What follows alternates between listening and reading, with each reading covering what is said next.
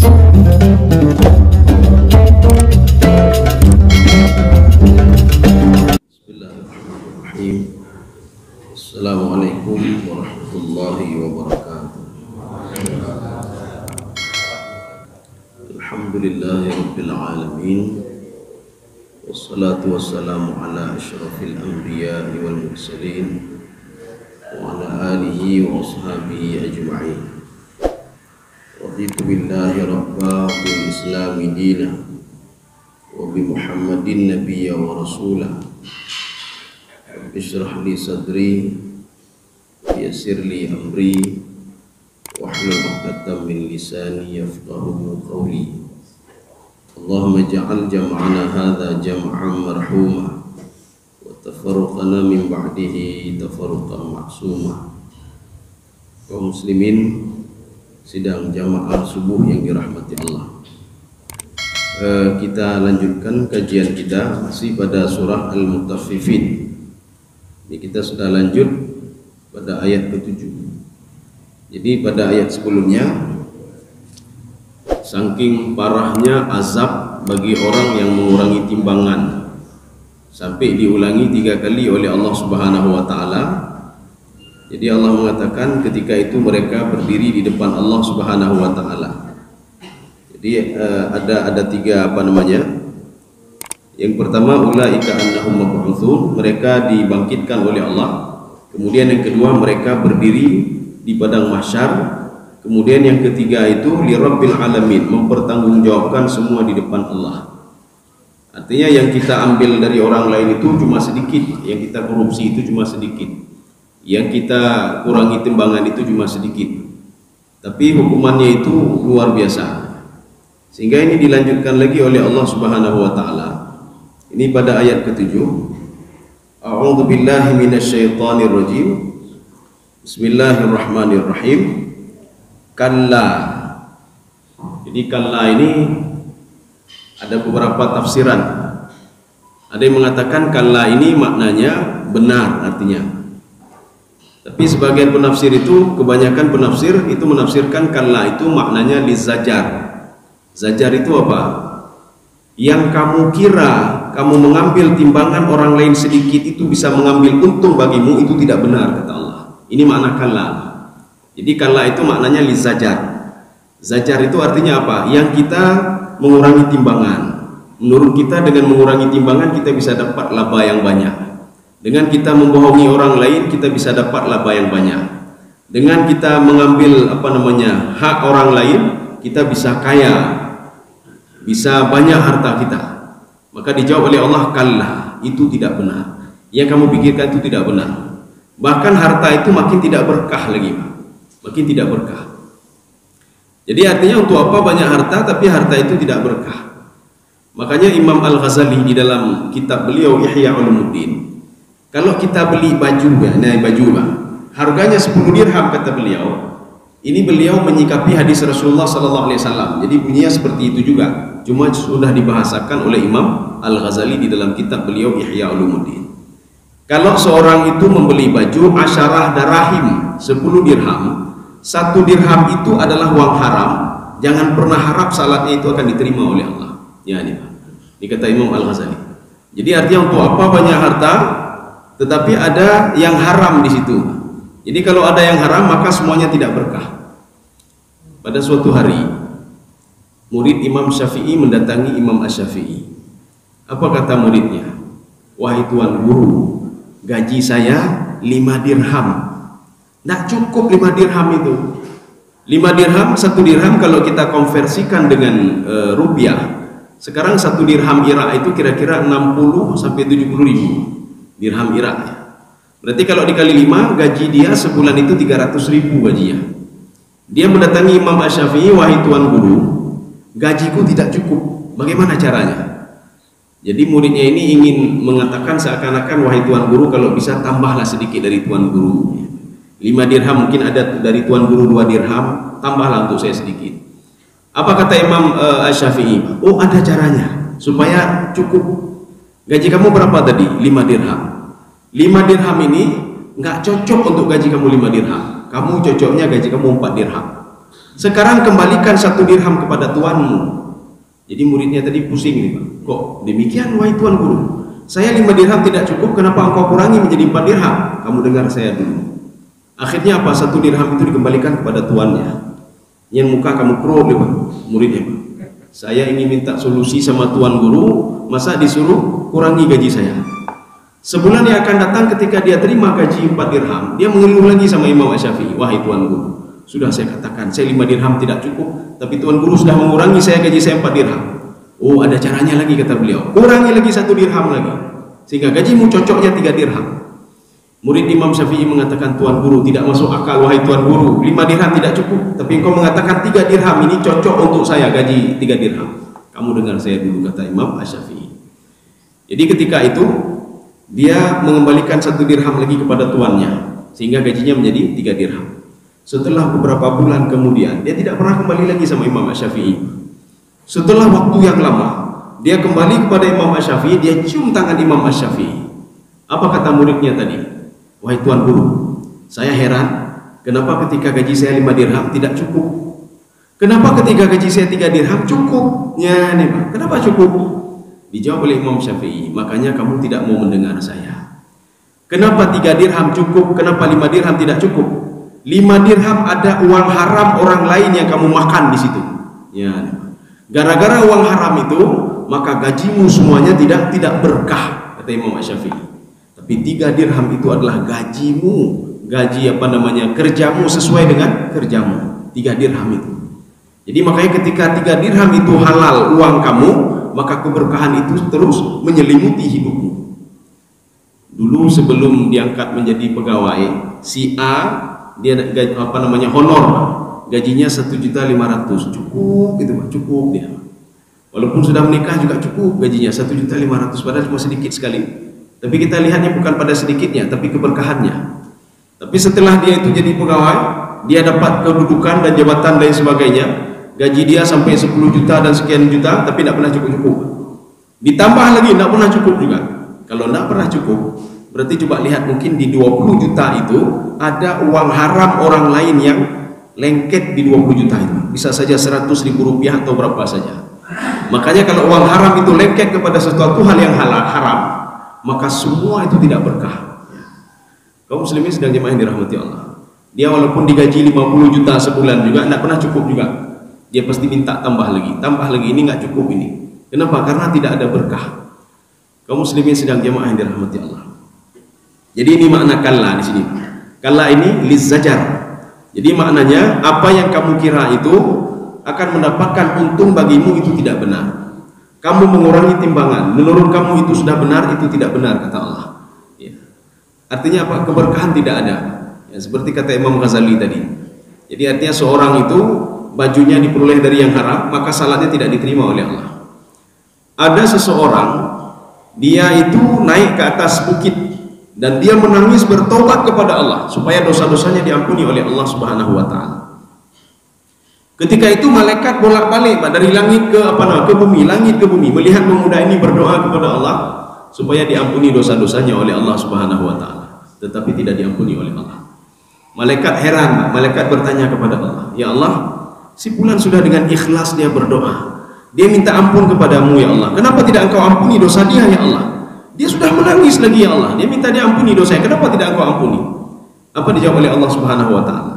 Bagaimana mungkin saya ampuni dosa dia? Itu pakaian yang dia pakai itu diperoleh dari yang haram itu. Makanan dia itu dikonsumsi dari yang haram. Wa khudhiya min haram, malbasuhu haram, wa khudhiya min haram, fa kaifa yustajab. Pakaian dia itu yang dia pakai untuk beribadah itu diperoleh dari yang haram. Makanan juga dari haram. Jadi malaikat bertanya, kalau demikian bagaimana caranya ya Allah? Tanggalkan dulu pakaiannya itu. Cari pakaian lain, jangan pakai pakaian itu. Saya tidak mau, kata Allah. Dan jangan putuskan rantai makanan haram, putuskan. Jangan makan makanan haram, baru minta maaf kepada saya. Tapi kalau masih tetap mengkonsumsi yang haram, masih tetap memakan yang haram, menzalimi orang lain, kita pakai pakaian yang haram ini. Jadi jangan pernah harap doanya itu akan dikabulkan oleh Allah Subhanahu wa taala. Kaum muslimin sedang jamaah yang dirahmati Allah. Kalla inna kitabal fujjari lafi sijjin. Kitab al-fujjar itu apa? Jadi Allah mengatakan yang kamu buat itu tidak benar, semuanya tidak benar. Maka orang yang mengurangi timbangan itu, inna kitabal fujjari lafi sijjin. Jadi catatan mereka itu, catatan kejahatan mereka, padahal kejahatannya cuma mengurangi timbangan saja. Mengurangi timbangan itu, walaupun kita lihat simpel, itu hubungannya dengan apa? Dengan akhlak dan moral. Satu. Yang kedua, menzalimi orang lain lagi. Yang ketiga, murka Allah lagi. Ya. Jadi sudah tiga sudah dia lakukan. Padahal yang diambil cuma sedikit. Dia kurangi minyak sedikit saja untuk dapat gula yang lebar. Dia kurangi timbangan untuk gula itu sedikit saja, 0, sekian persen dia ambil. Walaupun seperti itu dia sudah buat 3 kesalahan. Jadi artinya dosa dia, menzalimi orang lain dan murka Allah Subhanahu wa taala. 3 yang dia lakukan. Orang yang mengurangi timbangan itu, walaupun nanti ada yang mengatakan begini, di dalam tafsir Ibnu Arabi, kitab Al-Fujjar itu orang-orang yang berbuat kesalahan dan dosa, siapapun dia. Ini nama kitab Al-Fujjar, catatan orang-orang pembuat dosa. Di dalam tafsir jalan lain, kitab Al-Fujjar adalah kitab Al-Kuffar, orang kafir. Kafir itu bagaimana? Kafir itu ada 3. Maka kita jangan terbayang kalau disebutkan kafir itu, wah itu bule kafir itu, ya. Wah itu non muslim kafir. Kafir itu 3. Kita coba koreksi diri apakah termasuk atau tidak. Kafir yang pertama, kafir i'tiqadi. Ini pembagian 3 ini ada di dalam kitab Al-Aqaid As-Salafiyah yang dikarang oleh Syekh Asy-Syanqiti. Yang pertama adalah kufur i'tiqadi. Secara i'tiqad dia kufur kepada Allah Subhanahu wa taala. Dia tidak yakin kepada Allah. Ini secara i'tiqad. Makanya seperti orang-orang itu selain kita itu, mereka kan tidak percaya, tidak yakin, itu termasuk kufur i'tiqadi. Yang kedua, kufur nikmat. Bagaimana kufur nikmat? Sebelum dia dapat nikmat, dia berdoa kepada Allah Subhanahu wa taala. Ya Allah, tolong saya, tolong anak saya supaya lewat ini pegawai negeri, lewat ini dapat kerja dan lain sebagainya. Ya Allah, tolong turunkan hujan ya Allah. Tanaman saya tidak pernah tumbuh-tumbuh ya Allah. Ketika diberikan nikmat oleh Allah Subhanahu wa taala, dia lupa kepada Allah. Dia lupa kepada Allah. Dia lupa untuk bayar zakat, dia lupa untuk menunaikan kewajibannya. Dia lupa untuk bersedekah dan lain sebagainya. Ini orang kufur nikmat namanya. Yang ketiga, kufur ihsan. Kufur ihsan itu apa? Dia ibadah, dia salat, tapi tidak yakin kepada Allah. Ini kufur ihsan namanya. Jadi arti ihsan itu apa? Anta'budallah ka'annaka tarahu fa in lam takun tarahu fa innahu yaraka. Jadi harus ada konsep ihsan kalau kita ingin salatnya khusyuk. Bagaimana konsep ihsan itu? Kita beribadah seakan-akan kita melihat Allah. Bagaimana kalau kita di depan presiden, duduknya kan harus nyopu talahlun, ya, tali sepatu harus kita lihat, semua kita lihat. Ya. Jadi artinya apa? Ini diperhatikan oleh presiden nanti bagaimana? Nyokan presiden, Pak, yang ciptakan presiden kita hadapi, Pak. Ya. Kita ambil wudu, makanya Abu Bakar As-Siddiq ketika beliau ambil wudu, termasuk Umar bin Khattab radhiyallahu anhu, mukanya pucat sekali. Ditanya oleh sahabatnya, wahai Abu Bakar, wahai Umar, kenapa engkau pucat sekali? Dijawab oleh Abu Bakar, kamu tahu nggak? Habis ambil wudhu saya menghadap siapa? Yang menciptakan saya, yang memberikan rezeki kepada saya, yang mengatur rezeki saya, yang mengadakan saya. Yang kata Abu Bakar As-Siddiq, maka saya takut luar biasa. Ya kata beliau. Katanya biasa, ya wudhu. Oh ya, lumayan. Ya. Kaum muslimin sedang jamaah yang dirahmati Allah. Jadi ini makna kafir ya, Pak. Jadi kafir ketiga ini. Jadi artinya kafir itu bukan hanya kafir i'tiqad saja, tapi ada pembagiannya ada 3. Maka di sini inna kitabal fujjar lafi sijjin. Catatan orang-orang pembuat dosa itu, ya ini ada juga mengatakan catatan, ada yang mengatakan orang itu sendiri. Fi sijjin. Sijjin itu di mana?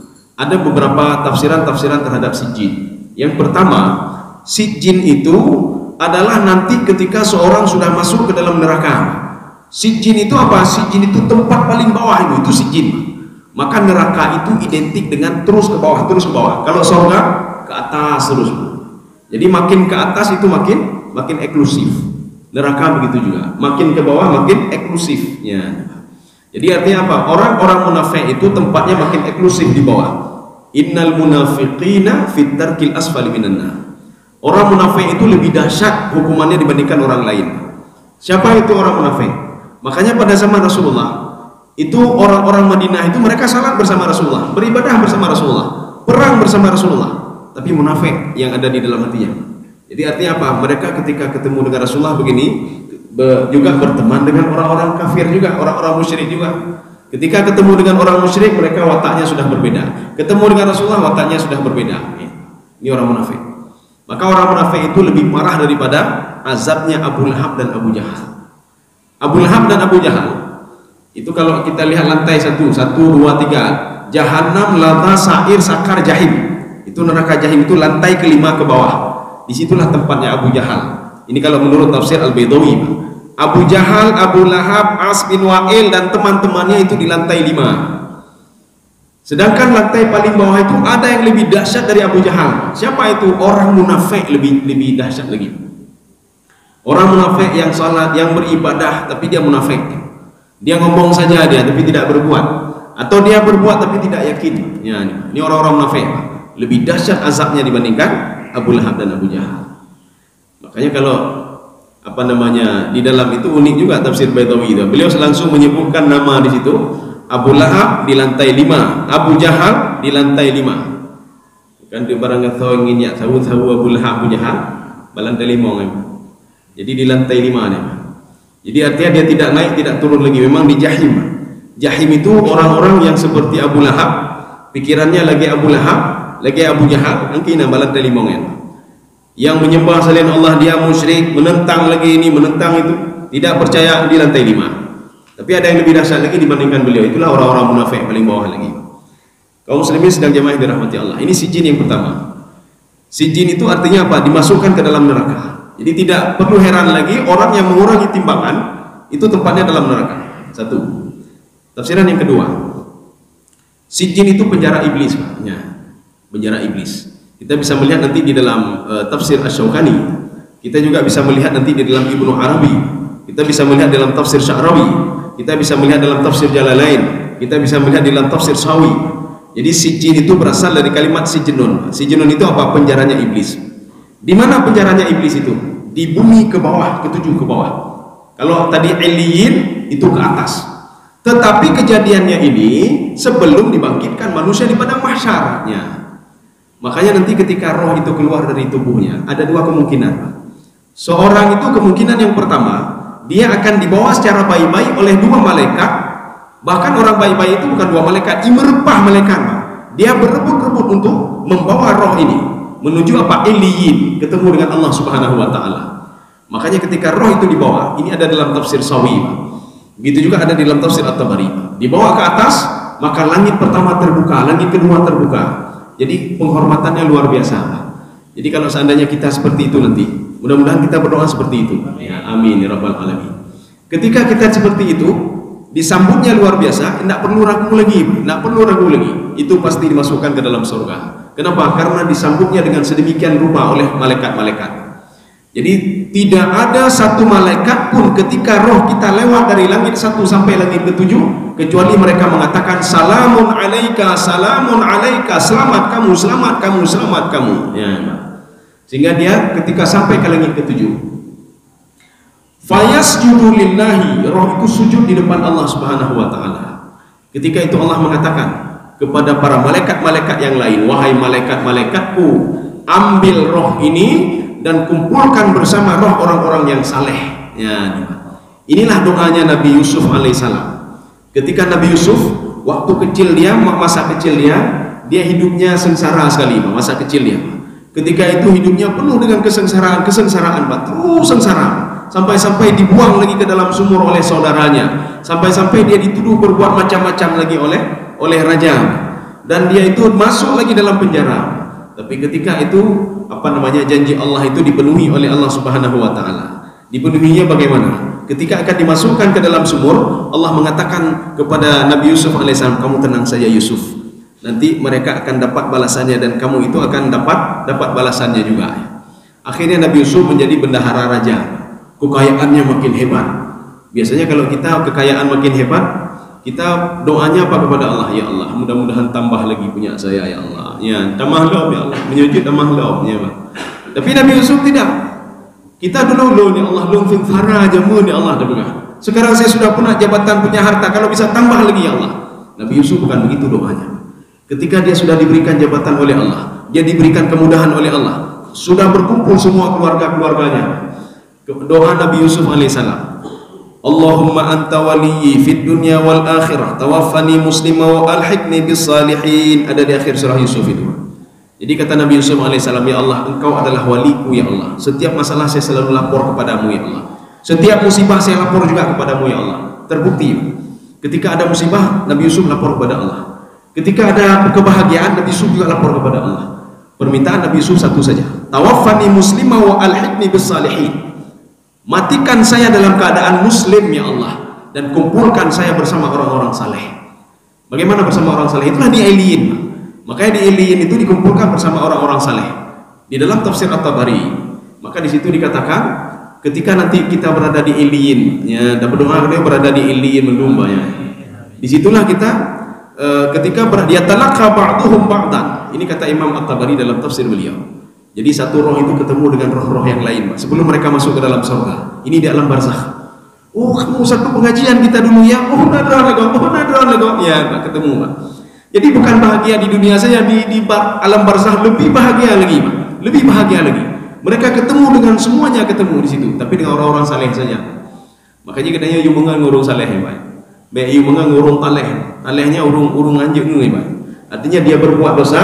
Gara-gara dia berbuat dosa, kita kena juga imbas dosa dia. Tapi kalau dengan orang saleh, gara-gara dia saleh, keberkahan dapat sama kita, Pak. Ya, kenapa? Karena kita bersama orang saleh itu. Inilah doa Nabi Yusuf alaihissalam. Ini namanya Iliyin, Pak. Satu lagi itu Sijin. Kalau Iliyin itu ke langit ke-7, kalau ini apa? Bumi ke bawah ke-7, Pak. Artinya di bawah bumi, Pak. Ini menggambarkan apa? Kehidupan itu bukan bumi saja, rupanya ada kehidupan lain selain bumi. Kalau kita lihat ke atas itu artinya apa? Langit sampai langit ke-7. Ke bawah itu bumi ke-7. Artinya apa? Ada kehidupan lain selain bumi ini. Bahkan di dalam tafsir Ibnu Abbas, ketika Ibnu Abbas mengatakan menafsirkan ayat Nun wal qalami wa ma yasturun. Nun itu ikan paus. Beliau mengatakan apa? Ikan paus yang bukan di bumi ini, tetapi ikan paus yang berada di bumi ke-7 bawah itu. Rupanya di bumi ke-7 di bawah itu ada kehidupan, ada air juga rupanya. Cuma karena keterbatasan ilmu manusia, kadang-kadang manusia itu nanti keluar lagi teori dia, Pak. Kita sudah ketemu pun apa namanya? Ada kehidupan di planet ini, ada kehidupan di planet ini. Akhirnya nanti perkembangan ilmu lagi, ada kehidupan lagi yang diketemukan cuma beberapa saja. Padahal alam itu banyak sekali. Di dalam tafsir As-Sa'di, alam itu ada 1000 alam. 400 alam itu di tempat yang kering, 600 alam itu di tempat yang basah ya. Salah satu contohnya apa yang dikatakan oleh Ibnu Abbas tadi, Nun wal qalami wa ma yasturun. Demi ikan paus kata beliau. Di mana ikan paus itu? Ikan paus itu di bumi ke-7 ya. Kaum muslimin sedang jamaah yang dirahmati Allah. Ini tafsiran yang kedua, Sijin. Sijin itu penjaranya iblis, Pak. Maka orang-orang yang dicabut nyawanya, ya, ini kalau yang pertama tadi disambut dengan baik oleh 2 malaikat. Tapi kalau ada orang-orang yang berbuat dosa, berbuat maksiat tanpa minta maaf kepada Allah dan lain sebagainya, apalagi dia kufur i'tiqadi, dia syirik kepada Allah Subhanahu wa taala, maka ditempatkan fi sijin, dikumpulkan bersama penjara-penjaranya iblis, Pak. Ya, di penjaranya iblis. Ini tafsiran yang kedua. Tafsiran yang ketiga, Sijin itu apa? Sijin itu di bawah bumi ke-7 ada sebuah batu besar, sakhratun kabirah. Jadi sakhrah itu batu ini juga ditemukan di dalam neraka. Dalam neraka ada batu juga. Mana buktinya kalau di dalam neraka itu ada batu besar yang menghimpit seseorang itu? Ada dalam sebuah hadis qudsi. Dan hadis ini juga kita ketemukan di dalam Sahih Al-Bukhari. Hadis ini ketemu juga dalam Sahih Bukhari. Ketika seorang pemuda dia berada di dalam neraka, dia yang terakhir keluar dari neraka. Kita jangan terbayang neraka itu satunya, bayang apa neraka ini? Neraka itu kan 7. Satu neraka saja. Ketika dibuka pintunya, neraka jahanam. Ketika dibuka pintunya, pintu jahanam ada 70.000 pintu. Dibuka satu pintu lagi ada 70.000 pintu lagi. Dibuka satu pintu lagi ada 70.000 kamar-kamar. Jadi di kamar-kamar itu ada ular dan ada batu besar. Ya. Maka seorang yang masuk neraka itu identik dengan ular dan batu besar. Jadi di dalam hadis itu diungkapkan begini. ada seorang pemuda yang terakhir keluar dari neraka. Kita jangan terbayang neraka itu satu, neraka itu kan banyak kali pintunya, tapi tidak disebutkan pintu yang mana itu. Jadi bukan pintu jahanam, tidak disebutkan. Yang jelas ada seorang pemuda di neraka itu, dia sudah tidak tahan, sudah dibakar ribuan tahun oleh Allah Subhanahu wa taala. Ketika dibakar ribuan tahun oleh Allah Subhanahu wa taala, keluar kata-kata dari mulutnya, ya Hanan, ya Mannan, ya Hanan, ya Mannan. Ya Hanan itu sama seperti ya Rahman, ya Rahim. Tapi Hanan itu lebih ini lagi Pak, Hanan. Hanan itu seorang ibu, kalau dia cinta sekali kepada anaknya, hilang anaknya saja sudah nangis ibu. Dia cari-cari anaknya Pak. Ini Hanan namanya, Hanin ya. Seorang ibu yang sayang sekali kepada anaknya. Maka pemuda ini, dia berdoa kepada Allah, ya Hanan, wahai yang maha pengasih, yang maha penyayang, yang menyayangi saya kan hamba engkau juga ya Allah, saya kan makhluk engkau juga ya Allah, kasihanilah saya ya Allah. Ini kata pemuda ini Pak. Ketika itu Allah mengatakan kepada malaikat, wahai malaikatku, ada yang sedang memanggilku di neraka, coba ambil bawa kemari. Saya mau tanya ada perlu apa dia sama saya ya. Ini perlu kita sebagai bahan pelajaran kita. Kalimat ya Hanan, Al-Mannan itu sahabat ketika ruku, kalimat itu sering diucapkan juga. Subhana rabbiyal azimi wa bihamdi, Subhana rabbiyal azimi wa bihamdi. Ketika itu ya Hanan, Al-Mannan, itu bagusnya kita baca itu ketika salat sendiri saja Pak. Ketika kita salat tengah malam, maka kita lamakan ruku dan ucapkanlah kata-kata itu, ya Hanan, Al-Mannan. Kita yakin betul Pak, yang di neraka saja direspon oleh Allah, apalagi kita ya. Ini golongan hari akhir belum lagi Pak. Yang di neraka saja direspon oleh Allah ketika dia mengucapkan kata-kata ya Hanan, Al-Mannan, apalagi kita sedang beribadah kepada Allah Subhanahu wa taala. Pemuda tadi tidak beribadah, dia sedang disiksa oleh Allah. Ketika itu apa? Pemuda tadi diambil oleh mereka, dihadapkan ke depan Allah. Ini ya Allah orangnya. Allah mengatakan, kamu apa? Dijawab oleh pemuda tadi, ya Allah, saya tidak tahan lagi ya Allah. Sudah ribuan tahun kau bakar saya di neraka ya Allah. Saya minta maaf ya Allah. Saya tidak mau lagi kau bakar neraka ya Allah. Dijawab oleh Allah, kenapa kamu tidak mau patuh kepada saya ketika di dunia? Kenapa tidak mau menjalankan ini? Kenapa tidak itu? Kembali ke neraka. Ayo kalian balik ke neraka. Pemuda tadi dia kembali ke neraka, tapi dia tahu Pak, kalau Allah itu maha pemaaf. Dia balik lagi, apa kata dia? Ya Hanan, Al-Mannan, ampunkan dosa saya ya Allah. Allah mengatakan itu kedua kali, tidak. Kembali ke neraka kamu. Kenapa tidak mau mendengar perintahku, kata Allah Subhanahu wa taala. Pemuda ini tahu kalau Allah itu maha pemaaf juga. Yang ketiga kalinya diulang lagi oleh pemuda ini, ya Hanan, Al-Mannan, tolong jangan bakar saya lagi ya Allah. Ini Pak. Maka ketika itu Allah Subhanahu wa taala mengatakan kepada malaikat, wahai malaikatku, engkau sebagai saksi pemuda ini masuk ke dalam surga bukan gara-gara amal ibadahnya. Tidak ada ibadah apa-apa dia. Dia saya masukkan ke dalam surga gara-gara rahmatku. Dia selalu teringat kepadaku. Setelah masuk neraka dia teringat juga kepadaku, kata Allah Subhanahu wa taala. Bahkan dia mengulang-ulang sampai 3 kali. Sekarang mandikan dia dan masukkan ke dalam surga.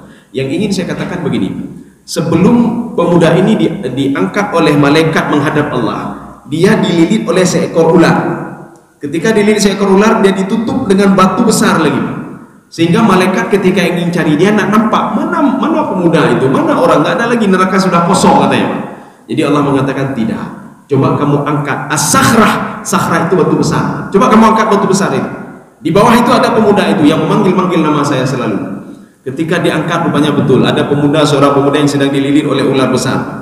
Ketika itu diangkat batu itu, dilepaskan ular itu, dan juga ada rantai lagi Pak. Wassalasilu yushabun. Seorang yang masuk ke dalam neraka itu rantai pasti ada di tubuhnya. Kata Ibnu Abbas, rantai itu dimasukkan pertama dia mengikat tangannya ke belakang. Ini seperti orang dipenjarakan gini Pak. Orang-orang dulu ikat tangannya ke belakang. Kemudian setelah itu diambil rantai itu, dimasukkan ke dalam mulutnya, dikeluarkan melalui duburnya, kemudian dililit ke seluruh tubuhnya. Ketika itu diular lagi Pak, dililit lagi oleh ular. Ketika itu ditimpa lagi oleh batu besar. Maka ketika itu batu ini dipindahkan oleh malaikat. Kemudian setelah itu ular itu dibebaskan oleh malaikat. Kemudian setelah itu rantai-rantai dilepas oleh malaikat. Baru dia dibawa ke depan Allah Subhanahu wa taala. Itu belum lagi azab api nerakanya, ya Pak. Belum lagi azab api neraka. Itu masih fisik ya, secara fisik kita dililit oleh rantai, oleh ular dan ditimpa oleh batu. Belum lagi dibakar oleh api neraka. Na'udzubillah min dzalik. Kaum muslimin sedang jemaah yang dirahmati Allah. Ini tafsiran yang ketiga, sijin. Sijin itu artinya apa? Sijin itu ada batu besar. Batu besar di bawah bumi ini, bumi ketujuh ke bawah itu ada sebuah batu besar. Di bawah batu besar itulah fi sijin, roh orang-orang yang buat dosa, disitulah dia. Ya. Sampai dia dibangkitkan nanti di padang mahsyar oleh Allah Subhanahu wa taala. Kaum muslimin sedang jemaah yang dirahmati Allah. Ini makna sijin, Pak. Kemudian kita lanjut lagi. Wa ma adraka masijin. Kamu tahu nggak apa itu sijin? Ya. Ini sebenarnya dalam tafsir Syaukani, beliau mengatakan di sini ada kalimat yang dihilangkan di sini, Pak. Kamu tahu nggak? Bukan sijinnya, tidak, tetapi apa? Kitab catatan orang-orang yang dimasukkan ke dalam itu, tahu nggak kamu? Bagaimana catatan mereka? Wa ma adra, ini tafsir aja, Pak, bukan ayat. Kalau ayat kita nanti sudah menambah ayat nanti. Ayatnya tertulis begini, wa ma adraka masijin, ya Pak. Wa ma adraka masijin. Dalam tafsirannya, wa ma adraka ma kitabas sijin. Kamu tahu nggak catatan orang-orang yang berbuat dosa itu? Bagaimana catatan mereka? Jadi ini apa bedanya? Di dalam Al-Qur'an itu ada wa ma adraka ma hiyah. Ada juga nanti dalam surah Abasa, wa ma yudrika la'allahu yazakka. Jadi ada adraka, ada yudrika. Kalau adraka, Nabi Muhammad memang tidak tahu sama sekali, Pak. Tidak tahu sama sekali bagaimana sijin itu, bagaimana catatan orang pembuat dosa itu. Nabi Muhammad tidak tahu sama sekali. Wa ma adraka ma hiyah. Ketika Allah cerita tentang api neraka, Allah mengatakan kepada Muhammad, wa ma adraka ma hiyah. Kamu tahu itu api neraka, hai Muhammad? Kamu tidak tahu, sekarang saya kasih tahu. Ini adraka. Tapi kalau wa ma yudrika la'allahu yazakka, itu di dalam surah Abasa, wa tawalla an ja'ahul a'ma wa ma yudrika la'allahu yazakka. Jadi artinya apa? Kamu sudah tahu tapi kamu lupa, sekarang saya kasih tahu lagi. Ya, nih Pak, ini wa ma yudrika. Kalau yudrika Nabi Muhammad sudah tahu, cuma ketika itu lupa dan diberikan tahu oleh Allah, diingatkan kembali oleh Allah Subhanahu wa taala. Tapi kalau wa ma adraka, Nabi Muhammad memang tidak tahu sama sekali, Pak, dan diberitahukan oleh Allah. Maka dijawab langsung oleh Allah Subhanahu wa taala. Kamu tahu nggak catatan mereka itu bagaimana? Kitabun marqum. Marqum ini kitab catatan digital, ya. Jadi digital itu jangan kita pikir malaikat catat di kertas begini, tidak. Kita dengan pulpen, catat dengan pulpen. Yang kabeh dinda-dinda aja teh pulpen ya, Pak. Ya, nanti ketika di padang mahsyar kalau seandainya dicatat melalui kertas begini, hilang satu lembar, wah ini mana satu lembar lagi kok sudah hilang nih, Pak. Kakakku malaikat ya. Dan orang yang dicatat itu makin senang dia, begadah yang lain, Pak. Biar hilang yang lain lagi, Pak. Maka kitab marqum itu adalah kitab digital.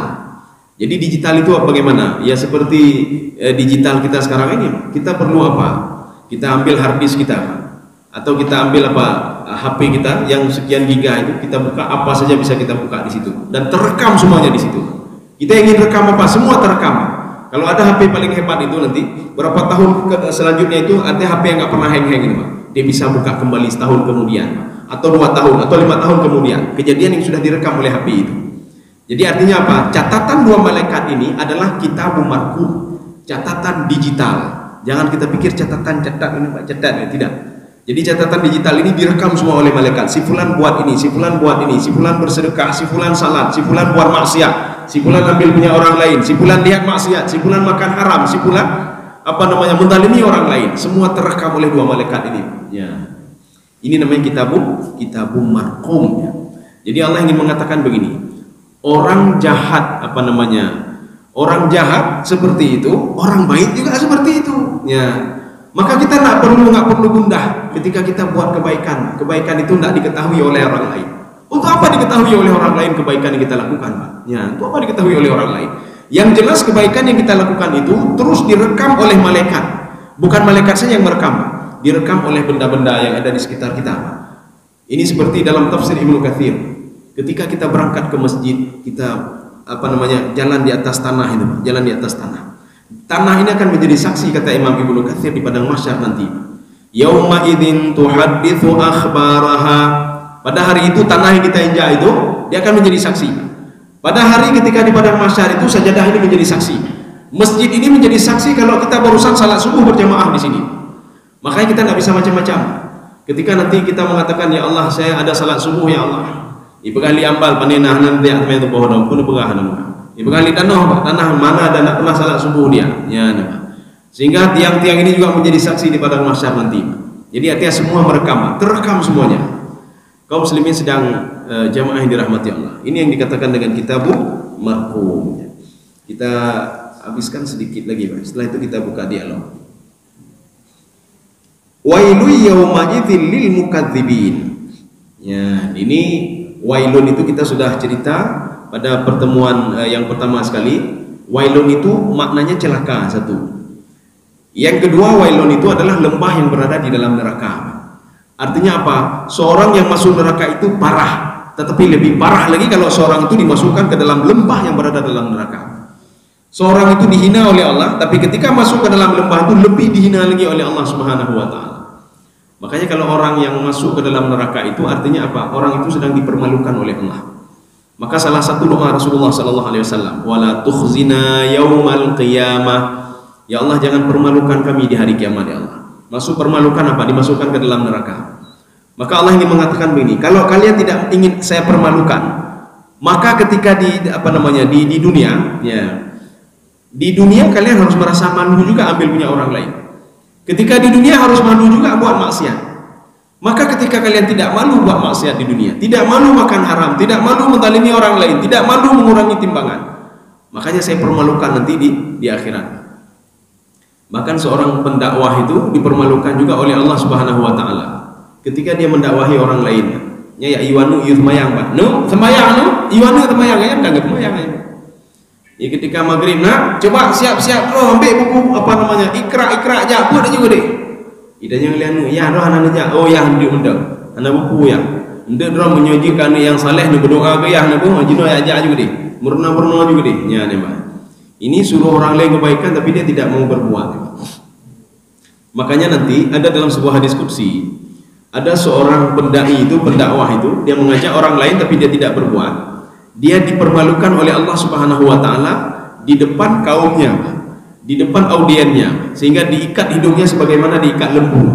Jadi lembu itu kan supaya tidak lari, diikat hidungnya, bukan di lehernya, diikat di hidungnya. Ya. Makna di hidung apa? Supaya dia patuh kemana ditarik tali itu, Pak. Ketika itu tali itu dipacangkan di atas tanah, Pak, sehingga dia berputar-putar di situ, terus, Pak. Ketika itu orang yang belum masuk ke dalam neraka dia melihat, ya, mahnya tengku dan nyawanya kok, ya, kok ada tengku ada di dalam itu. Ya, ini membuktikan kalau masuk ke dalam neraka itu nak kloter, ya, nih, Pak.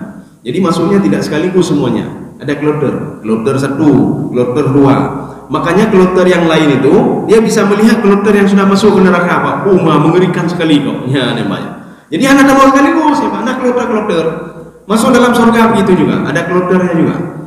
Makanya Rasulullah pernah mengatakan, ini sahabat ini masuk ke dalam surga terakhir dia masuk. Setelah orang sudah masuk dia baru masuk terakhir. Artinya kloter terakhir.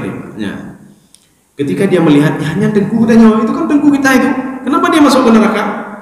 Akhirnya apa? Dia diberikan izin oleh Allah untuk berdialog dengan dia. Ketika ditanya, bukankah engkau yang mengajak kami kepada kebaikan? Bukankah engkau yang melarang kami untuk berbuat kejahatan? Dijawab oleh orang yang diikat hidungnya tadi oleh Allah Subhanahu wa taala, sehingga diperlakukan seperti binatang oleh Allah. Dia mengatakan, betul, saya mengajak kalian kepada kebaikan tapi saya tidak berbuat kebaikan. Saya melarang kalian berbuat kejahatan tapi saya melakukan kejahatan itu. Dijawab oleh binalago. Dan perlu kita garis bawahi, hukuman bagi orang-orang yang sudah paham dia berbuat lagi akan lebih parah dibandingkan orang bodoh yang tidak tahu apa-apa dia berbuat kejahatan. Jadi makanya lebih parah lagi orang yang sudah tahu kalau tidak salat itu akan dihukum oleh Allah dibandingkan orang yang tidak tahu apa-apa. Anak kedepu-depu ya, Pak. Anak kedepu hukum demayang pakai banji, gimana kedepu ya, tiba-tiba dia tinggal salat. Hukumannya lebih berat orang yang alim, orang yang paham tapi dia tidak berbuat dibandingkan orang yang bodoh dia tidak berbuat. Maka Allah katakan di sini wailu yauma idzil lil mukadzibin. Kalau kalimat yauma idzin itu tidak ada lain hari kebangkitan nanti. Yauma idzin tidak ada lain kecuali hari kiamat. Yauma idzin tidak ada lain kecuali hari ketika kita bangkit di padang mahsyar nanti. Jadi pada hari itu celakalah kata Allah, celakalah bagi orang-orang yang dulu ketika di dunia al-mukadzibin, Dia mendustai hari kebangkitan ini. Dia mendustai azabku. Dia mendustai kalau nanti yang berbuat kejahatan itu akan aku balas dengan kejahatan juga. Ya. Makanya celakalah bagi orang-orang yang mengurangi timbangan. Dia mengatakan ala panena ya. Panena menyodip mejak hudipnya kan dino cuma di dunia apa. Kalau mau korupsi ya korupsi terus sekarang sebelum meninggal dunia ibadah. Kalau ingin bahagia bahagia terus sekarang sebelum meninggal dunia. Ini orang ini apa namanya wailul lil mukadzibin. Jadi mukadzibin itu masuk ke dalam yaumul ba'tsi. Dia tidak yakin hari kebangkitan, tidak yakin hari mahsyar, tidak yakin kepada apa namanya alam barzakh, tidak yakin kepada surga dan neraka. Ini mukadzibin namanya. Karena apa? Kalau dia yakin kepada hari kiamat, dia tidak mau mengurangi timbangan, Pak. Dia akan takut. Kalau dia yakin kepada hari kebangkitan, maka dia tidak akan mencurangi orang lain, tidak akan makan haram. Ini kalau saya makan haram bagaimana nanti? Ya teringat ya Pak. Makanya dia tidak mau melakukan itu. Kenapa? Karena dia yakin kepada hari kebangkitan. Makanya orang yang berbuat maksiat di dunia ini bukti kata Allah mereka tidak yakin kepada pembalasanku. Maka mereka berbuat maksiat. Ya. Kaum muslimin sedang jemaah yang dirahmati Allah. Siapa itu mukadzibin? Ya. Ya ini satu ayat lagi ya Pak. Alladzina yukadzibuna biyaumiddin. Saya mohon kalau ada terjemahan mohon diterjemahkan ini sebentar supaya jangan salah apa namanya. Coba dibaca. Orang-orang yang mendustakan hari pembalasan. Iya. Tetapi di dalam surah Ara'aital ladzi yukadzibu biddin itu dikatakan agama. Ya, sebenarnya din itu bukan agama. Makanya kalau kita melihat nanti Ara'aital ladzi yukadzibu biddin, tidakkah engkau melihat orang yang mendustai agama? Bukan agama ad-din. Jadi ad-din itu bukan agama. Ad-din itu walaupun di dalam surah Al-Maidah al-yauma akmaltu lakum dinakum itu i'tikad namanya. Ya. Din itu i'tikad ya. Bukan agama, i'tikad. Din yang dimaksud maliki yaumiddin, din itu hari pembalasan. Jadi bukan hari agama tidak. Maliki yaumiddin atau maliki yaumiddin. Jadi rajanya atau kalau kita baca maliki yaumiddin yang memiliki hari pembalasan. Maliki yaumiddin itu maknanya apa? Allah itu adalah raja. Maksud raja apa? Menyuruh dan melarang ketika hari manusia dibangkitkan di padang mahsyar. Kamu si fulan ke sana, kamu si fulan ke sana, kamu tidak boleh kemana-mana, kamu di sini saja. Semua orang takut, termasuk nabi-nabi, ya, Nabi Adam dan lain sebagainya. Maka Nabi Adam alaihissalam ketika ada satu kelompok mendatangi Nabi Adam, mereka minta isfa'na ya Adam, berikan syafaat kepada kami. Apa kata Nabi Adam alaihissalam? Hari ini hari kemarahan Allah Subhanahu wa taala. Saya takut sekali kepada Allah. Allah sangat marah pada hari ini, tidak ada saya jumpai pada hari-hari lain kecuali hari ini. Maka jangan minta tolong sama saya. Nafsi, nafsi, nafsi. Maknanya apa? Saya bermasalah dengan Allah. Apa masalah saya? Saya tidak mau mendengar perintah Allah ketika saya dimasukkan ke dalam surga tajribah. Saya dan istri saya dikeluarkan oleh Allah. Allah murka kepada saya 200 tahun lamanya. Saya dipisahkan dengan istri saya 40 tahun lamanya. Ya, setelah itu apa? Saya tidak diterima taubat saya 200 tahun lamanya. Artinya saya bermasalah dengan Allah. Saya takut sekali kepada Allah. Sekarang kamu cari orang lain, cari orang lain. Ditanya oleh orang lain, siapa yang saya cari? Ibrahim, kamu cari Ibrahim. Nabi Ibrahim begitu juga. Kemudian nabi-nabi yang lain begitu. Nabi Nuh, Nabi Nuh pergi ke Nabi Nuh. Nabi Nuh begitu juga. Saya punya masalah dengan Allah. Anak istri saya tidak yakin kepada saya. Kalau dimintai pertanggungjawaban bagaimana? Anak istri saya bermasalah, apalagi saya mengurus kalian, lebih baik saya urus istri dan anak saya saja, kata Nabi Nuh alaihissalam. Nabi Ibrahim begitu juga, sampai kepada Nabi Muhammad sallallahu alaihi wasallam. Alladzina yukadzibuna biyaumiddin. Jadi yaumiddin itu masuk ke situ apa? Kematian. Karena ada juga orang walaupun dia melihat kematian langsung di depan mata dia, tapi dia tidak yakin kepada kematian itu. Dia tidak yakin kalau dia juga mati seperti itu. Dia yakinnya cuma sebentar saja. Lihat, oh ngeri Pak, ngeri dah kalian Pak. Tapi dia tinggal mana tinggal Pak. Ya. Maka kalau dia yakin kepada kematian, dia nak macam-macam di dunia ini Pak. Dia nak mau dia mentalimi orang lain. Ketika dia talimi orang lain, kalau saya mati ini bagaimana ini? Kalau saya meninggal bagaimana ini? Ini kalau saya mau utang ini bagaimana ini? Kalau tidak selesai utang saya ini. Ya. Maka orang berhutang juga itu parah juga itu. Nanti dia akan berurusan dengan orang yang meninggal tadi. Apa orang yang dia berhutang dengan orang tersebut. Dia akan berurusan dengan orang itu di padang mahsyar. Dan urusan kita itu, kita bukan mengembalikan harta dia, tidak. Tetapi yang kita lakukan apa? Amal ibadah kita ini kita berikan kepada dia. Sebagai apanya? Imbalan utang tadi. Kan kita tidak mau. Utang cuma 100.000 rupiah, Masa mau dibalas dengan amal ibadah kita yang sudah susah kita lakukan di dunia ini, Pak? Kita puasa, kita ada yang umrah, ada yang tahajud, baca Al-Quran. Masa apa 100.000 itu mau kita balas dengan apa namanya? Karena tidak ada mau balas dengan apa lagi. Ya. Jadi amal ibadah kita harus kita balas dengan dia. Kaum muslimin sedang jemaah dirahmati Allah. Makanya masuk yaumiddin itu hari kematian, apa namanya, alam barzakh, hari kebangkitan, yaumul hisab, yaumul jaza, surga dan neraka. Ya, 7 ini. Kaum muslimin sedang jemaah dirahmati Allah. Saya rasa cukup sekian saja. Ya, mungkin ada yang perlu kita tanyakan, kami persilakan.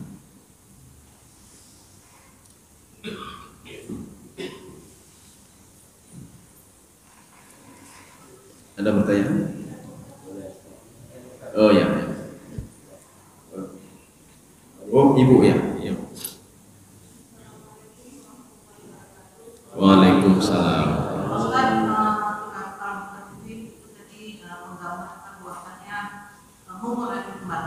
Iya.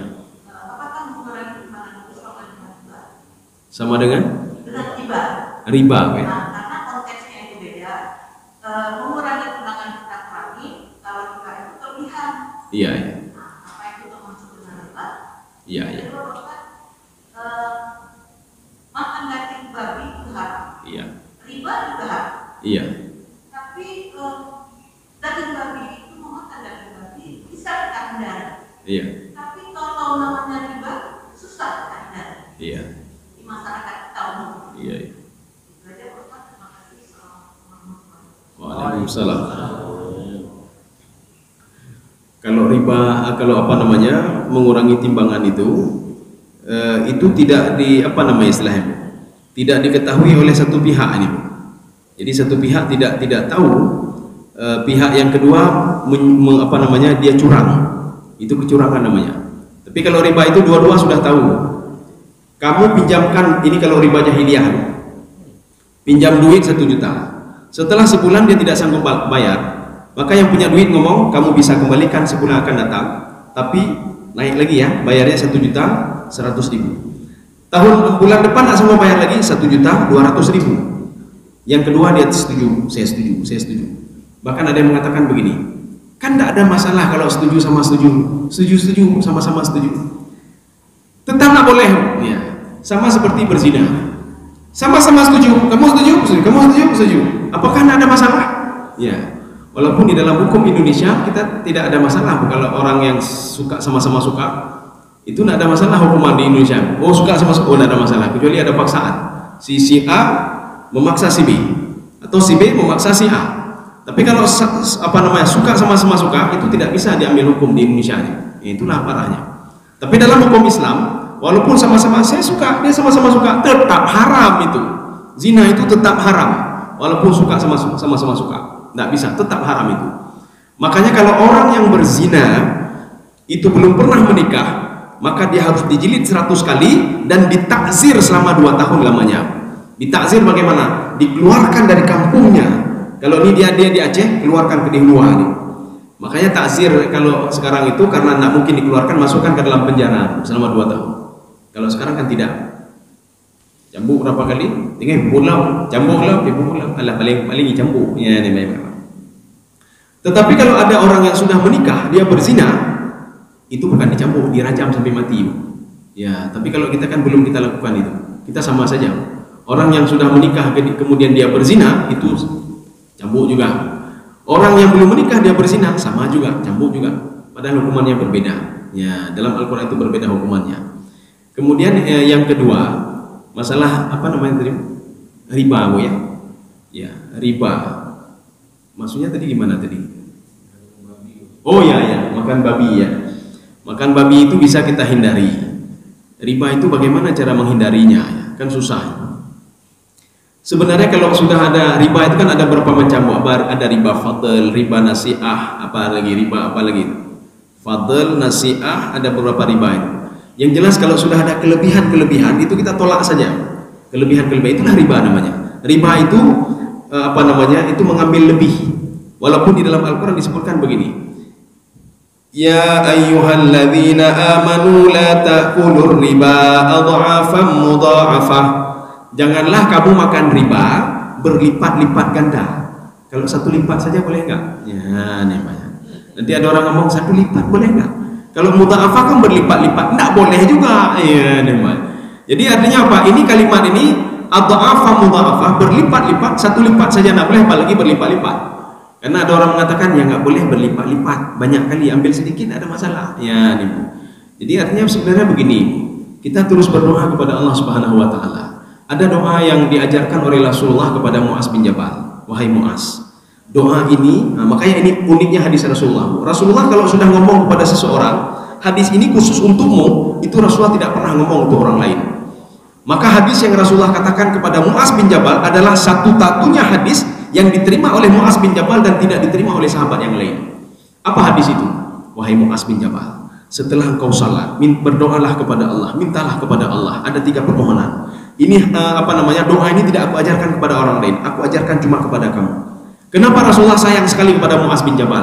Semua perintah Rasulullah dilakukan oleh Mu'az bin Jabal, termasuk nanti ketika berangkat ke Yaman untuk berdakwah di Yaman. Makanya Rasulullah mengatakan, wahai Mu'az, ketika habis salat, berdoalah kepada Allah. Allahumma a'inni ala dzikrika wa syukrika wa husni ibadatik. Ya Allah, bantulah saya ya Allah untuk menjadi hambamu. A'inni ala dzikrik, terus berzikir kepadamu ya Allah, terus salat beribadah, terus continue beribadah, terus bersedekah dan lain sebagainya.